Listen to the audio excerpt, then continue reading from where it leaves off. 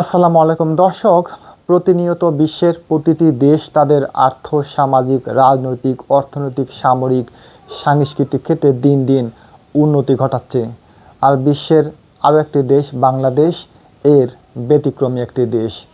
বাংলাদেশ উন্নতি তো হচ্ছেই না, বরং দিন দিন অবনতির দিকে যাচ্ছে। বাংলাদেশের প্রত্যেকটি খাত সামাজিক সাংস্কৃতিক অর্থনৈতিক সামরিক সাংস্কৃতিক প্রতিটি খাত যদি আমরা বিশ্লেষণ করি, ঠিক এই কথাটাই প্রমাণিত হয় যে উন্নয়ন তো দূরের কথা, দিন দিন অবনতি ঘটছে। বাংলাদেশের একটি অন্যতম গুরুত্বপূর্ণ খাত হচ্ছে বিমান বাহিনী।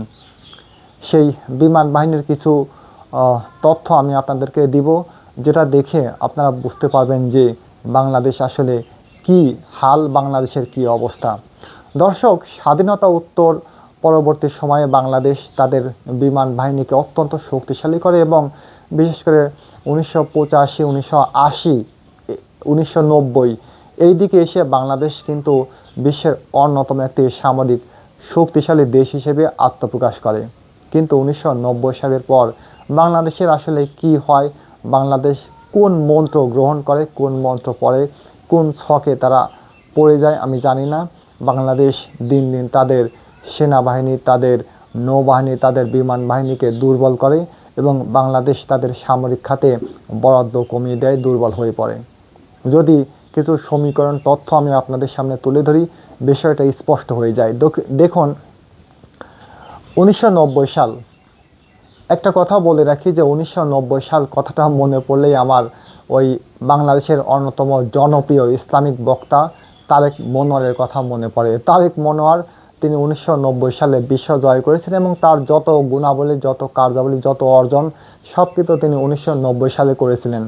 বাংলাদেশ কিন্তু ঠিক তেমনই 1990 সালে তাদের বিমান বাহিনীকে অত্যন্ত শক্তিশালী করে তোলে। চলুন দেখি।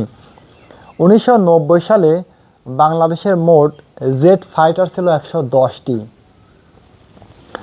আর 2026 সালে, অর্থাৎ 36 বছর পরে 2026 সালে সেই জেট ফাইটারের সংখ্যা 110টি থেকে কমে যায়।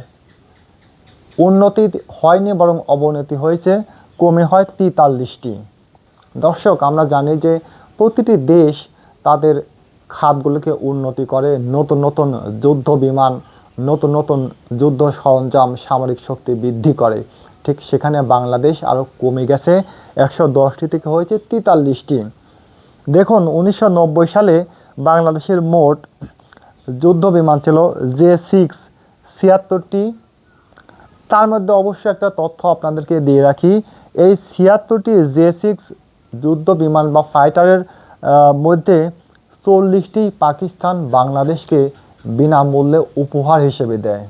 এটি কিন্তু চারটিখানি কথা নয় যে পাকিস্তানকে আমরা সবসময়কে আমাদের গণহত্যাকারী, আমাদের শত্রু হিসেবে দেখি। সেই পাকিস্তান 1990 সালে দেখুন যে 76টি J6 ফাইটার ছিল, তার মধ্যে 40টি বিনামূল্যে দেয়। দেখুন, 1990 সালে J7 ছিল 20টি, MiG-21 ছিল 14টি। সেখান থেকে আমরা 2026 সালে পাই 43টি। প্রতিটি দেশ তাদের খাতকে উন্নয়ন করে, উন্নতি ঘটায়। বিমানের সংখ্যা, যুদ্ধ বিমানের সংখ্যা, ড্রোন, অ্যাটাক হেলিকপ্টার বা অন্যান্য যে যুদ্ধ সরঞ্জাম সেটা কিন্তু বৃদ্ধি করে। বাংলাদেশ বিগত সরকারের আমলে 1990 সালের পর থেকে 2026 সাল পর্যন্ত আরও কমিয়েছে। এটাকে খুব সহজভাবে আসলে মেনে নেওয়া যায় না, খুব সহজভাবে ব্যাখ্যা করা যায় না, এটাকে খুব সহজে বিশ্লেষণ করা যায় না, এটাকে স্বাভাবিকভাবে নেওয়া যায় না।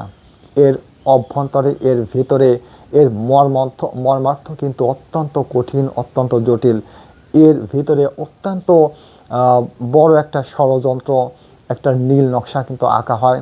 কোনো একটি দেশ, আমি এখানে যদি বলি ভারতের কথা বলতে পারি, তারা বাংলাদেশকে কিন্তু একদম হাতের কবলে, হাতের মুঠোয় নিয়েছে এবং খুব ষড়যন্ত্র করেছে এবং বাংলাদেশকে তারা এই উন্নয়নগুলো ঘটাতে দেয়নি।